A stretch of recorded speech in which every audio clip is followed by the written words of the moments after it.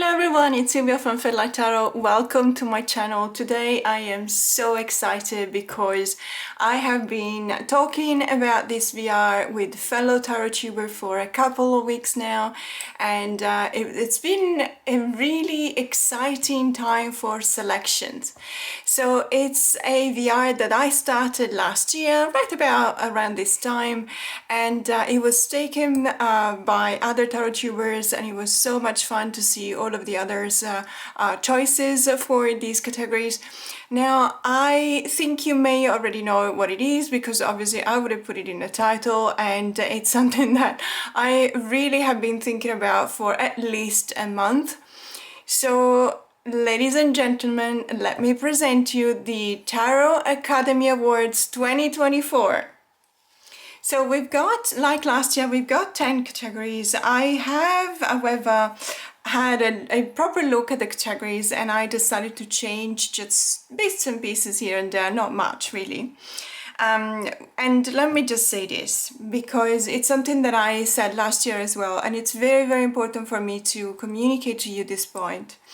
So I feel that in the last 10-15 years we have been really lucky. We've been blessed with so many really beautiful, very resonating tarot and oracle decks. Not just aesthetically pleasing, you know, really great product value, fantastic cardstock, for example, wonderful guidebooks, the images, the art style, the communication, the platforms used by the creators in social media, Instagram, Facebook, TikTok, Patreon.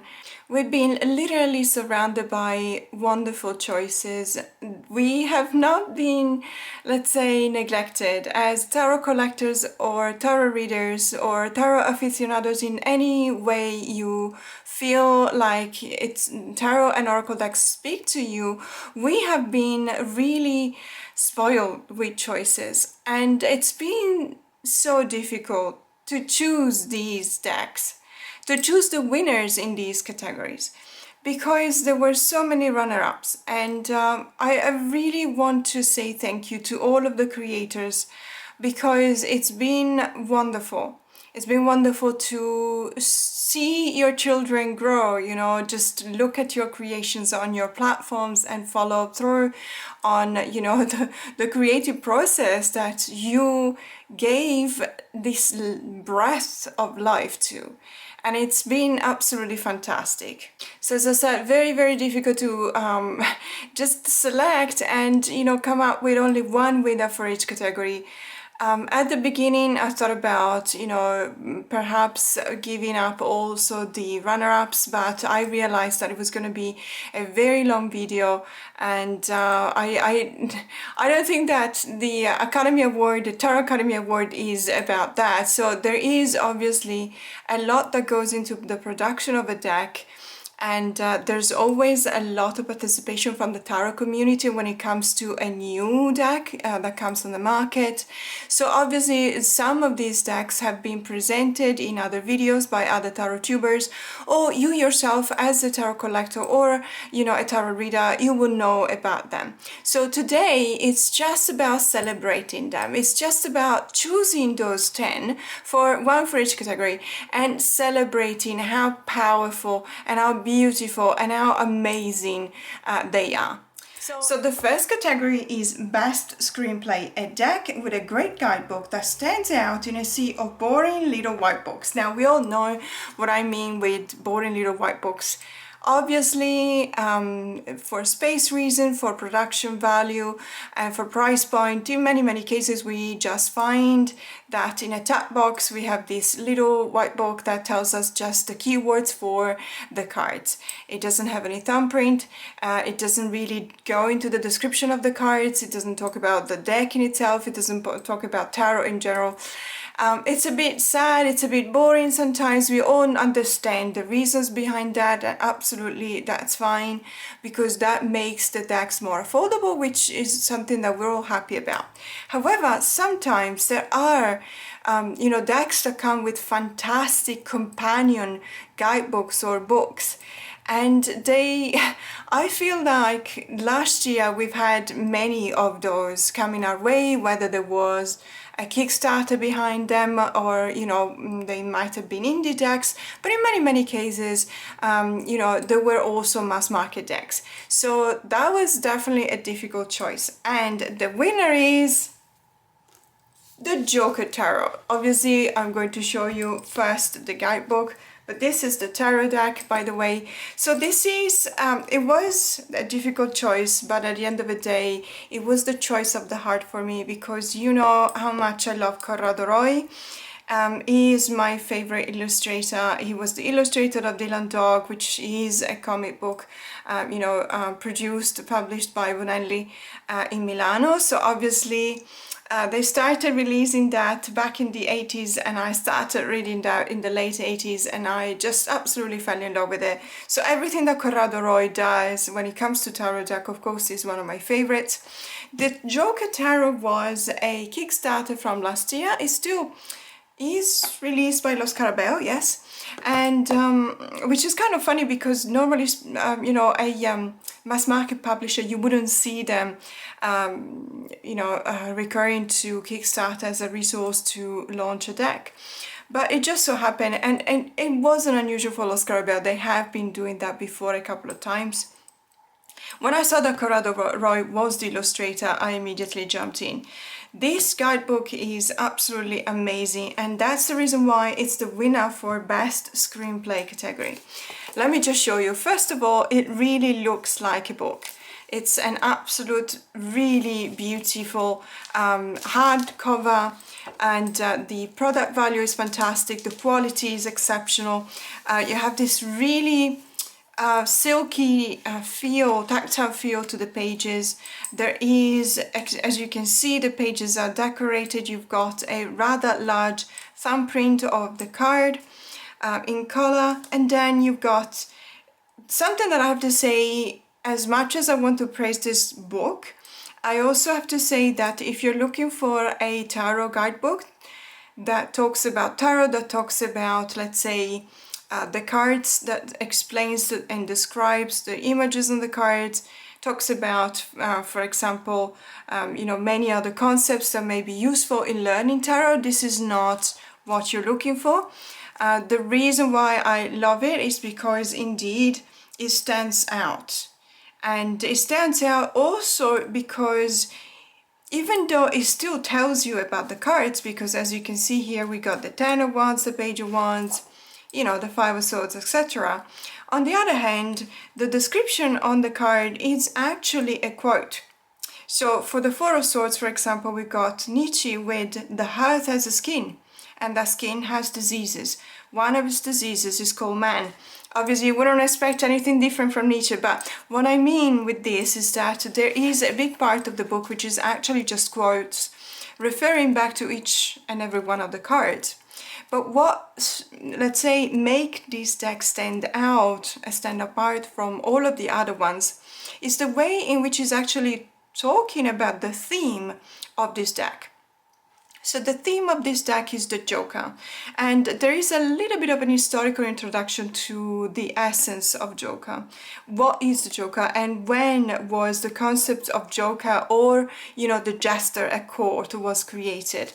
And it's a very ancient concept. So obviously we're referring to the Joker in the poker playing cards, but also to the Joker as the Fool, the essence of the Fool. Now, the theory behind this book, which talks about history, talks about philosophy, talks about also psychology in a way, is that the Fool, as the Joker, is the only real custodian or guardian of the truth. The truth. Not just any truth, it's actually the truth. This is a very interesting concept. It talks about very touching arguments like insanity, the way it was seen in the past, the way in which mental discomfort has been addressed throughout the centuries, and the way in which perhaps our cultures, many different cultures, have portrayed jokers throughout the centuries, because it's always been a very fascinating figure. It's always been something that has been important for society to understand. In many cases it has been studied for its unpredictability, of course, but also for the level of disruption that it brings sometimes into society. And I feel that we have reached that point in which we have to look back at the Joker, and and respect it, and respect also the ritual of madness and the esoteric symbolism that is associated with that. Many of you will remember the Joker, the movie with Joaquin Phoenix. I think it was absolutely fantastic, but also because it really brought back this idea of doing our own research into this magnificent character that is so very interesting for all of us. Now, just to briefly show you the deck, obviously the deck is also very important for me, but this is the winner for the category of best screenplay, so the Joker Tarot guidebook or companion book. This is the well, it also has a little white book because you can't help it. It is a Lo Scarabeo deck, of course. These are the backs. Now, there was a choice when it comes to the Kickstarter. There were 3 choices, I believe. There was a mini version and a black and white. And I've chosen the color one because I really love it. And this is, this is showing the skills of the master illustrator Corrado Roy. If you have the Murder of Crows, you will definitely recognize his style, but also the Dark Days of Tarot. That's another tarot deck that has been illustrated by Corrado Roy. And by the way, the Murder of Crows Tarot was originally released as a limited edition with some, let's say, splashes of red on the cards. I'm not going to say anymore because it's a bit of a spoiler. If you want it, Lo Scarabeo in their website at time of filming. So I don't actually know whether this is still the case, but they did have, they released another 30 decks available for you to purchase. Unfortunately, the price was not the original price. I think it's quoted at 100 euros, but it's still not the crazy prices you find the limited and numbered edition of the Murder of Crows these days. In Australia, for example, I've seen it selling for $330. So obviously, 100 euros is about 160 Australian dollars. So it's still, less than 50% that. So this deck is absolutely gorgeous, and obviously it's very intense. As you can see, many of the cards, even the World card, which is traditionally a very positive card, but you still see the intense of the gaze of the expression, the facial expression of the character on the card.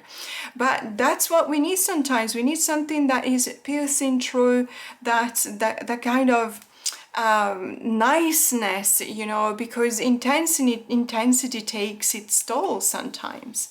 So this is the Joker Tarot, and it's the winner for the best screenplay. And the next category is best special effects, a deck that is visually out of this world. And the winner is the Blood Moon Tarot. It's such an amazing deck by Sam Guai. I subscribed to their newsletter, and they released information about the reprint of the Blood Moon, which is now unfortunately out of print. That has been out of print for quite some time. So Sam announced that they were going to look into the reprinting a few months ago. Now I think it's actually official. I don't, at the time of filming this, I don't really have a specific timeline, but they're talking about next year, mid next year, so stay tuned. This is an incredibly beautiful deck. It is indeed out of this world. I have the deluxe edition because it's just really beautiful with this wraparound magnetic closure kind of box. And this deck, by the way, has a fantastic guidebook as well. Now, I was really hesitating between the Joker Tarot and it's almost like a coffee table book. the companion guidebook to the Blood Moon. So I was hesitating between the Joker Tarot and the Blood Moon, you know, to assign the winner for the best screenplay category. But I decided that this one was going to win, definitely win the best special effect. And so I thought, you know, I'm just gonna focus on the tarot deck in this case. It is just so beautiful. It is otherworldly in the sense that it does take you into this realm of dream. It's a status of trance that you access through, you know, looking at the cards, focusing on the cards, perhaps meditating sometimes or journaling as well. It is, I do refer back to a movie which is called The Pan's Labyrinth by Guillermo del Toro, and it's one of the most special movies, you know, when it comes to special effects, when it comes to the plot itself. It's a fantasy movie, of course, but it's one of those movies that I feel like it was the last one in its category. After that, we kind of had a shift towards more, let's say, fantasy movie with a thriller aspect to them. And sometimes, you know, there's been an overlapping of genres. Sometimes we've seen even the same director, Guillermo del Toro, for example, has released a Netflix TV show with, I think, about 7 or 8 episodes, and it was called the Cabinet of Curiosities.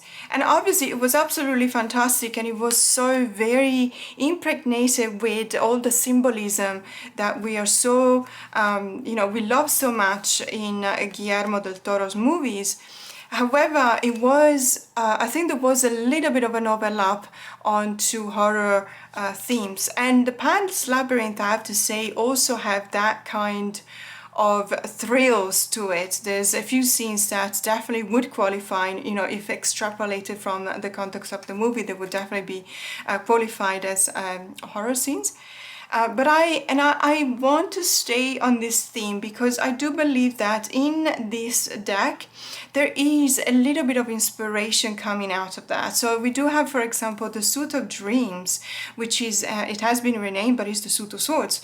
And it, as you can see from the Nine of Dreams, obviously it does convey the sense of anguish and anxiety that takes you and wakes you up, you know, at 3 a.m.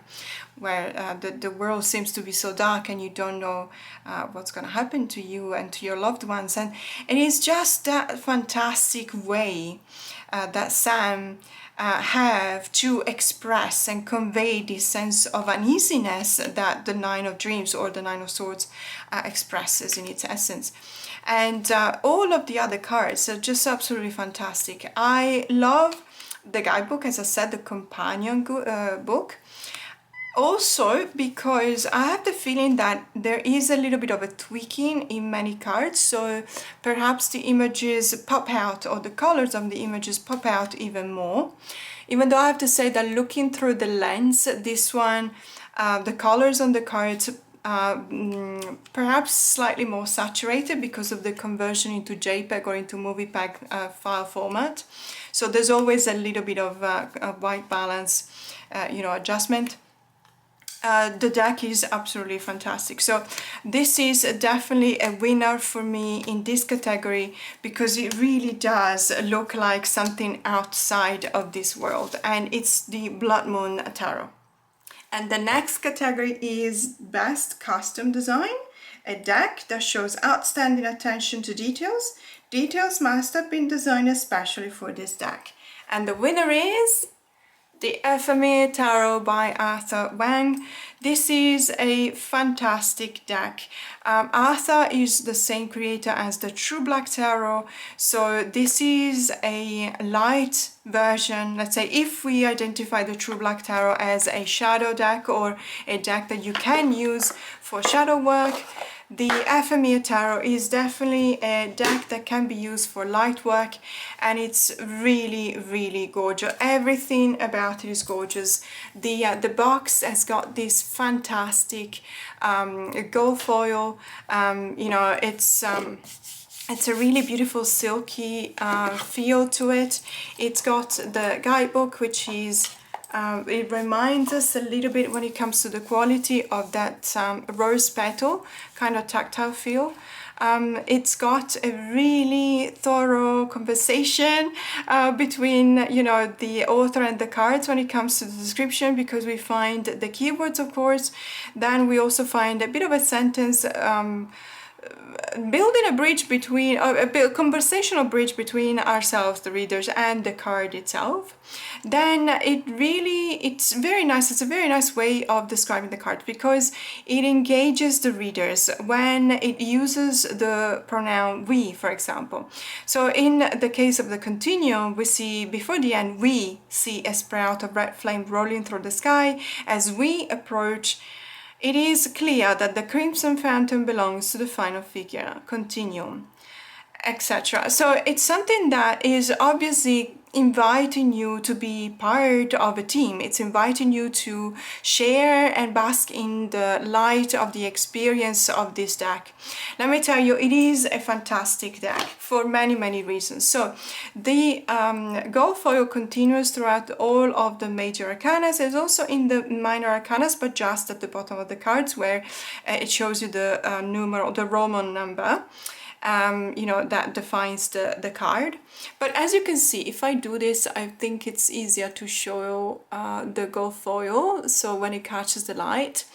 Now there's a renaming for the majority of the major arcanas, and it does remind us a lot of archetypes and the way to see and recognize archetypes in the major arcanas. I really love this. There is so much, even the backs, I may say, these are probably my favorite backs ever. These are just absolutely fantastic. There is gold foil, but it's not just because of the attention to details. And that's the reason why I've chosen this deck as a winner for this category, because it really does show an outstanding attention to detail. But it's not just that, it's the way in which it actually conveys the essence of the cards, the meaning of the cards. Even when it chooses to rename the major arcanas, it's actually a very interesting way to do that. It's innovation in a deck, but at the same time, it also is very, very evocative. And as I said before, this is one of the decks that I use a lot when it comes to shadow and light work, because those two should never be separated. You should always bring light after doing a lot of shadow work or introspective work, for example. And it is a fantastic deck. It is very apt to do that kind of work. I pair it up with oracle decks, for example, the Citadel Oracle, but also the Soul Mirror Oracle. They're just absolutely marvelous together, and I highly recommend these two. Being an indie deck, of course, is slightly more expensive, you know, that your mass market deck. However, I have to say that the product quality is very luxurious. It puts this deck on a higher price point because of the quality, of course. And also, let me just say, there's a lot of mass market decks that have been recently priced at in a higher level. You know, sometimes you really look for a justification for that. I think in this case, in the case of this deck, I don't necessarily need to justify the expense, because I really do recognize the value. So this is the winner for the best custom designs, and it's the FME Tarot. And the next category is Best Photography, a deck that has achieved an outstanding result in capturing the images. And the winner is the Circle of Doors Tarot. Now, I've been going back and forth on this deck, because when I was thinking about getting it, I wasn't entirely sure. Having been working in photography for many, many years, I kind of have really high expectations when it comes to that. However, there's so many really excellent elements in this deck that I feel that we actually are in front of a winner right now. So there's a couple of things that I have to say though. Unfortunately, I think that there's a tendency lately not to look at photography as a medium to build, to create a tarot deck or an oracle deck, which is very sad for me and for many of us that really love photography as a medium, because we do recognize the mastering of the skills to be a photographer. You, as I've said a couple of times before when talking about this deck, so this deck uses a very old kind of technique. It's called the stacking of negatives. So before digital photography, obviously this could have been achieved in a different way, but what I wanted to explain is the old ways of achieving the stacking of the sandwich technique, in which you were stacking two or more negative one on top of the other, and then you were actually printing them on the same film. So the images would have looked like they were transparent, and you would have had the possibility to see through all of the negatives, so 3 negatives for example. And obviously there needed to be a very, let's say, clear purpose to them. So you couldn't just stack three random negatives one on top of the other. You really needed to show that there was a purpose to that. There was an intent to show something. One of the major, let's say, things to be aware of was the presence of light and dark, so darker color and lighter color in the negatives, because that would have been translating into definitely a space, an occupational space in the photo, in the film. So just to show you, in this image is quite clear. For this is the Maga of Keys, also called the Rebel. And we see, for example, clearly we've got at least 2 images that I can tell, probably more than 2. There's obviously a fire here, so the fire would represent an area in the photo with a very, almost a blowout, let's say, something that conveys, that concentrates a lot of light. But there's also really darker areas, for example the branches here held by the person, and so these ones are almost black. So when doing the stacking or the sandwich technique, you need to be aware of these areas, because obviously once you put another negative on top of the area covered by the fire, you have the risk of covering up all of the elements in the other photos, because they would just blow out the image. I don't know if I'm making myself clear, but actually it really has to deal with the amount of light that there is in any specific negative. I don't want to get too technical, but this tells you that you have to be very aware of space. Where are the blowout areas in one negative, and when you stack another negative on top, where are the other blowout area, where are the darker areas, in order to obtain a good result. Otherwise, of course, you can just randomly do that, but you will not have a really good result after that. I feel that on the one hand, I feel that there's a lot of cards in this deck that have achieved an outstanding result in that kind of purpose, in that kind of intent, and the selection of space and the selection of negatives to stack up.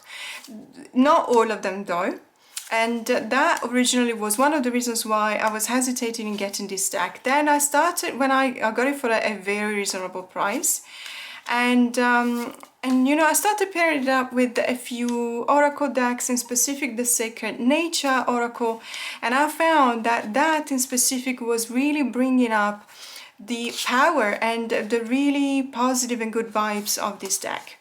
And so I found a very specific use for this deck. And it's got a lot to do with introspection. It's got a lot to do with working with your own intuition and getting to exercise that kind of muscle of the third eye, for example, because it's something that if you don't use, of course, it's going to atrophy like any other muscle. Your intuition is something that needs to be triggered sometimes, and I believe that a sign of success for a really beautiful deck is also that. Is it going to give you an additional layer of knowledge or interpretation on the cards? Because if it is, then you definitely have a room for it in your collection. regardless of the fact that you may or may not like, for example, the aesthetics. I love this deck card. It's really, see, this deck card, for example, is excellent. The way that the stacking has been done, and you know, the way in which the photos have been chosen, I think it's excellent and it's very effective, and this is an excellent card. So, and this, the Wheel of Fortune, is really beautiful as well. So this is the winner for the best photography, and it's the Circle of Doors Tarot. And the next category is slightly different from last year. So this is Best Actor Non-Gender Specific in a Leading Role, a tarot deck that is most prominent in expressing human nature. And the winner is The Magicians, Martyrs and Madmen Tarot by Travis McHenry. This is a mass market deck and it has been published by Rockpool. I think it was released probably October or November last year. It's one of those decks that either leaves you, let's say, with something to think of, or at least something to concentrate on. It's one of those decks that I do believe represents human nature. It really does.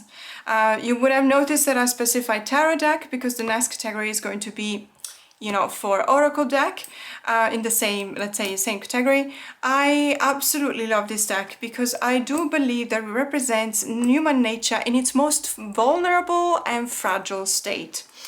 Now, let me just talk about this guidebook, which is absolutely fantastic. It not only tells you the story behind the characters that have been chosen to portray that specific card, but also talks a little bit about the card in itself, the essence, but also related to the theme of the deck, which is indeed about magicians, martyrs and madmen.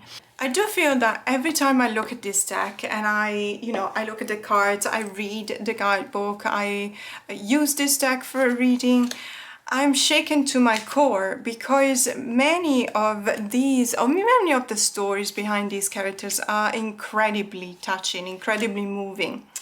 There's so much humanity to them, and that's the reason why I do feel like, even though it's chosen to represent a very niche kind of side of humanity, so magicians, martyrs and madmen, you know, on the one hand, yes, it's a niche, but on the other hand, aren't we all? Aren't we all either magicians or martyrs or madmen, or aren't we all three of them? Sometimes we're a bit of all three. I feel like we never know what we're doing, you know, we're just probably improvising all the time. And we're just, you know, showing up because that's what we're supposed to do in life. Showing up and do the job and try to do the job the best way we can because this is what we can do. But sometimes we have to become a little bit of a magician in order to make ends meet. Or sometimes we become a little bit martyr because life is tough. And many times we become a madman because, let's face it, I mean, life is tough and it's also driving us insane. So I feel that there is something to be said for each and every one of us in these cards. There is so much humanity, raw humanity, coming to the surface and greeting us and asking us to acknowledge them. Acknowledge them for what they are, for the raw grief that they go through, for the pain that they have, but also sometimes, thankfully, for the joy, and sometimes also for the madness. So it's one of those decks that I really do appreciate and I really treasure in my collection. And as you see, it doesn't have to be an indie deck. It doesn't have to be an extremely expensive deck. As a matter of fact, I think this deck is very affordable, or at least in Australia. It actually costs about 32 Australian dollars, which is a very affordable price for a deck. And yet, it gives you so much. So this is definitely my choice as a winner for the Best Actor Non-Gender Specific in a Leading Role. And the next category, as anticipated, is Best Actor in a Supporting Role, Non-Gender Specific, an oracle deck that is most prominent in supporting human nature. And the winner is the Soul Mirror Oracle. This is an amazing deck. I am so stoked.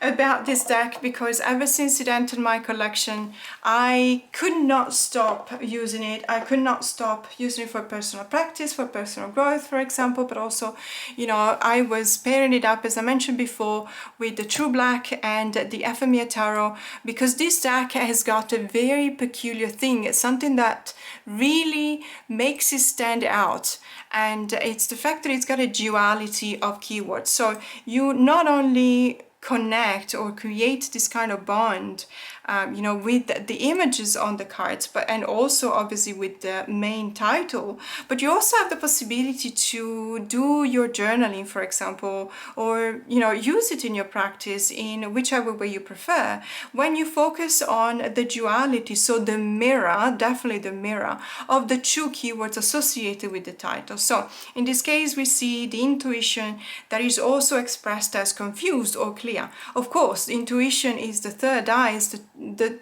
different way of looking at things, and perhaps adopting a different perspective.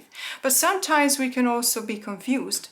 So it's not always a clearing of the objects in front of us when we use the third eye. Sometimes when we forget to actually trust it, for example, it can create a little bit of confusion. All of these cards, every single one of them has this principle. So you will see the images, you will bond it with the images. They are very resonating and very beautiful. You will read the title, and also you would have the possibility to create this bond, but also reflect, you know, meditate on why is devotion, for example, indifferent or passionate. Passionate is the light aspect of devotion. Of course, devotion can be passionate, but it can also be indifferent because when it doesn't resonate with us and it doesn't strike a chord in our hearts. Relationships which are connected or distant.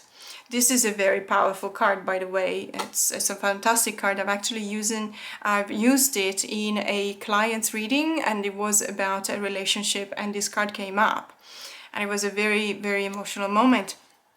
Sadness, where there's listening, but it's also defensive in itself. When you're listening, you're opening up. Where it's defensive, you're closing down. So as you can see, it's such an amazing deck because this principle is unique. I've actually never, I've seen it in another couple of decks, but they were, let's say, more complex than this. This is actually achieving this kind of duality with just a couple of antithetic keywords, and that is the magic of this deck, and that's the reason why this deck is definitely a winner in this category. So best actor in a supporting role, so an oracle deck that is most prominent in supporting human nature, because the work that you can do with this deck is absolutely fantastic, and it's indeed very supportive. So this is the Soul Mirror Oracle. And the next category is Best Documentary, a deck that excels in portraying the everyday life.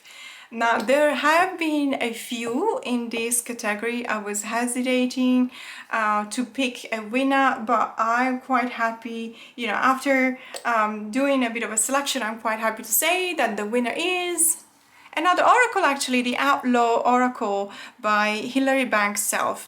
Everything about this deck is about everyday life. There is so much that we can recognize. No matter who you are, I can guarantee to you that there will be at least a few cards, if not all of the deck, that will definitely resonate with you. It's a fantastic deck, it's a fantastic oracle deck. It pairs up well with any photographic deck, but also because it's got this kind of technique in which there is a little bit of a filter on the cards. It actually pairs up with, for example, collage decks, but also, you know, watercolors, I'm thinking, and any other kind of deck that really needs a kind of support from an oracle deck, because let's not forget that the main way in which I personally use oracle decks is in support to tarot decks. But this one feels like you can actually use it by itself, and there's a reason. Now, I don't know if you can see that, but let me just do this. So as you can see here, there is the alchemical symbol of earth. So this is very helpful because On the one hand, you can think about the properties of the alchemical element, but you can also think about the associations that that element can have with the card, the image on the card, the title, and the keywords themselves. So if we're thinking about the alchemical element of earth and we read the keywords, we've got honor, abundance, and generosity. This is something, of course, very grounding. It's something that is really, you know, it suggests an image of someone with their feet planted on the ground, very stable, very balanced, grounded, as we said. And of course, there is the power, the majestic power of the buffalo as an animal that is indeed very concrete, very solid. So it really does give you that kind of bridge between the element and the keyword of abundance, for example, because you do have this kind of bridge, you build this kind of bridge between yourself and nature and everything that is strong and valid and concrete around you. And you can do pretty much the same when it comes to all of the cards. You can choose whether to read the associations with the alchemical elements and the cards themselves. But another way to use this deck, and it's probably the way in which I approach it most of the time, is to literally just look at the images, at the photos, and and look at the keywords and the titles on the cards. And I can assure you it's so very evocative. Everything has actually been conceived in a very, also in a very simple way, but it's complex at the same time because it is representing everyday life. So everyday life is the nitty-gritty stuff, is the, as opposed to the as above, you have the so below. The so below with the pain and the joy, and and the laughter and the drinking sometimes, and the party and the celebrating, but also with the difficult stuff and the endings. That could be a relief for an achievement, or could also be grief for something that has finished. So it's got a little bit for everyone, and it's really an amazing deck. I also really like the quality, for example. So it's got that really silky, papery kind of top coat, which makes it very easy to fan out, very easy to shuffle. It's very easy to handle. It's the standard tarot size. And the guidebook, by the way, is also excellent because it's in full color, as you can see.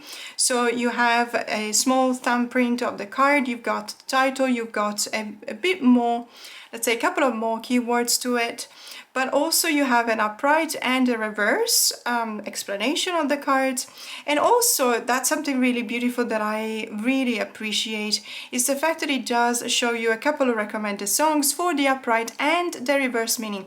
Now I do see associations between songs and tarot cards, for example. This is the first time that I see an association with songs and an oracle deck, but also for the reverse meaning of the cards as well, which is quite new to me. And I do really appreciate that, because as always, I always like it when a deck gives you an additional layer of interpretation. So this is definitely the winner for the best documentary, and it's the Outlaw Oracle. And of course, now we are coming to the last three categories, which are, let's say, the most difficult ones to choose, because they're also the ones that, they're the most famous ones, the most popular ones, the ones that really people tend to remember when thinking about the winners of the Academy Awards. So we've got the last three are the best director, the best movie in a foreign language, and the best movie overall. So at number 8, we got the best director. A creator has shown outstanding results in the coordination of the entire production, from cast stock to art style to guidebook. Are you ready? And the winner is James R. Eads with the Green Glyphs set. Now, I strongly believe that even though there were other contestants and all of them were absolutely valid, this production, so this is actually only 2 out of the, I think it's 4 decks and a journaling, like a journaling book. I strongly believe that this is the winner, by far, because I really admire the effort, the monumental effort James has put in the production of these decks. Now, I've got the tarot deck and I've got the oracle deck, but there's also a Lenormand. and there's also a runes deck, and as I said, there's also a like a journaling book. I don't have it, so I don't have all the details. These decks are outstanding for everything. As I said, the whole entire production process has been carried out in such a magnificent way that it could just be the winner. You know, this had to be the winner. So I'm just gonna quickly show you the tarot. For example, here we've got really beautiful wraparound magnetic closure boxes. There's you know, gold gilding on the boxes, as well as, for example, on the cards. I don't know if it's for all of the decks. There's foil on the definitely on the oracle. The guidebook is beautiful. Granted, it doesn't have that much information on the cards, but it doesn't matter, because you know, you got what you need. You have a little bit of description of the card, you've got the keywords for the upright meaning, and you got the keywords for the reversed meaning.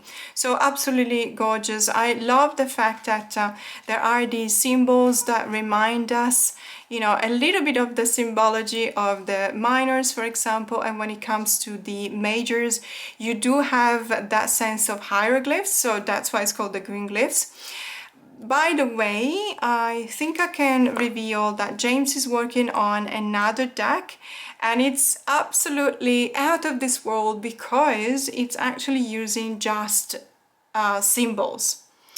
And it's using symbols as if they were a language. So it's a really interesting project. I'm not gonna reveal anything more because I don't know. So I'm just basing my knowledge on whatever I could find in James's Instagram page.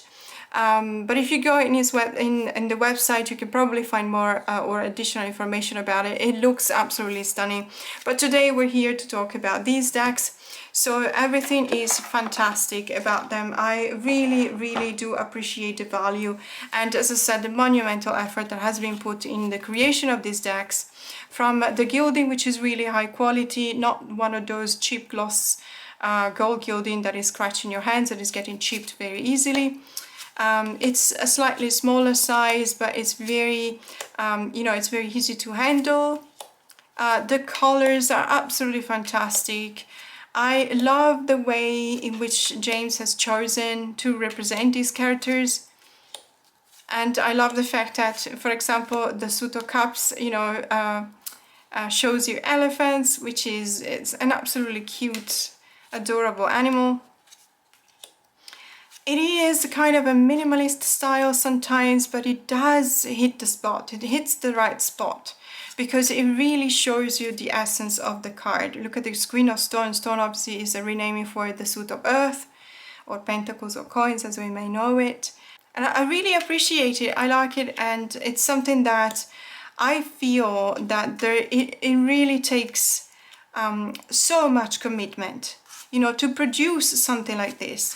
And it needs to be praised, and it needs to be, you know, it needs to be the winner. This needs to be the winner, because it really shows you how passionate James is for the artwork, you know, the tarot itself, the divinations of Lenormand, you know, the Norman system or the oracle deck. The passion that you can see and recognize in the art style, not just the choice of the symbols. Everything about these decks, and this is just the oracle, the tarot deck, but I'm quickly going to show you also the oracle deck, because I believe there's even something even more fascinating about the oracle deck, because it's got really beautiful foil on the cards. So let me see if I can show you. If I move the card this way, you will see this is gold foil, but it's a kind of a holographic gold foil. And it's absolutely beautiful. I really enjoy this, even in this case where almost, well, let's say the whole background of this card is holographic gold. And it's just absolutely beautiful, and it makes sense. It makes sense. So you will notice that there's a few decks where let's say the cold stamping in a few decks or the gold foil in other decks is a bit distracting, especially if it's just literally just blobs, you know, of glitter on the cards. Then it can become a little bit distracting. But in this case, it's actually really it resonates. It's something that makes sense. It doesn't look obtrusive, it doesn't look destructive. As if anything, it's actually giving even more sense to the cards, because it, you know, of the way in which it's distributed. Morning Glory, for example, in this card, you know, the holographic background, you know, it gives you a little bit more of that sense of rainbow that you can associate it with the meaning of the Morning Glory. Now you will notice that these cards as an oracle deck rely a lot on just the title. So in a few cases, for example, you will have to go back to the guidebook and read what the associations for divination purposes are to these cards. Look at this cat card. How cute is this? But it doesn't matter, because it's something that is well done. Just everything about these decks talks about, you know, the monumental effort that has been made, that has been taken by James in achieving this fantastic product. So this is definitely a winner as best director, because James R. Eads have done a fantastic job with the Green Glyph set. And now we come to the two most anticipated categories. So we're talking about, first, the best movie in a foreign language, a deck that excels in all the categories presented and that is awarded for lifetime achievement.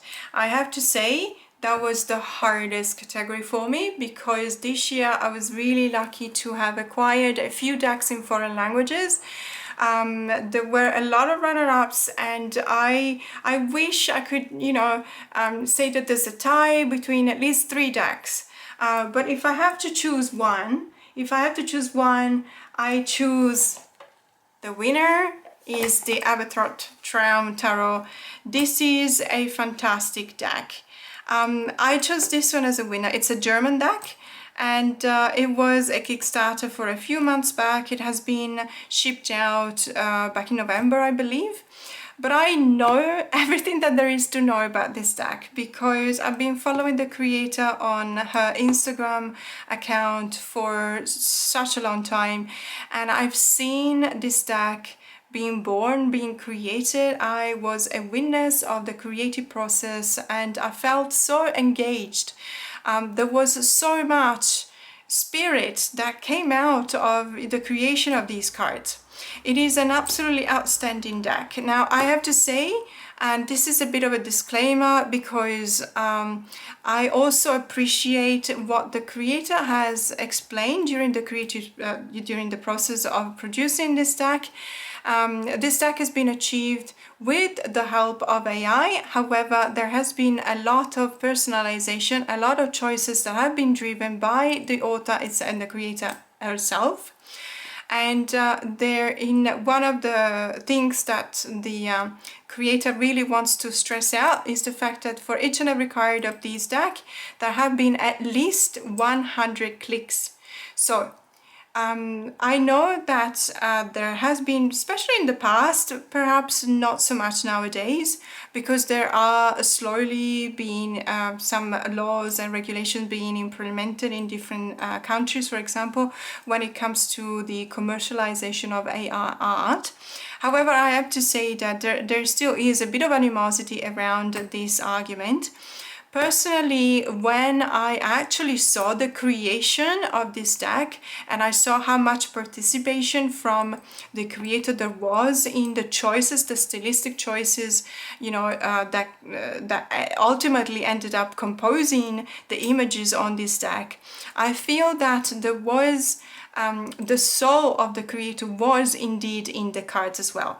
Now, please understand that this could not be, it's just my opinion, and you can disagree with that, absolutely. And the beauty of the world is that we are all entitled to have our own opinions, and I just feel like I need to show respect to everyone that thinks otherwise. It's absolutely fine.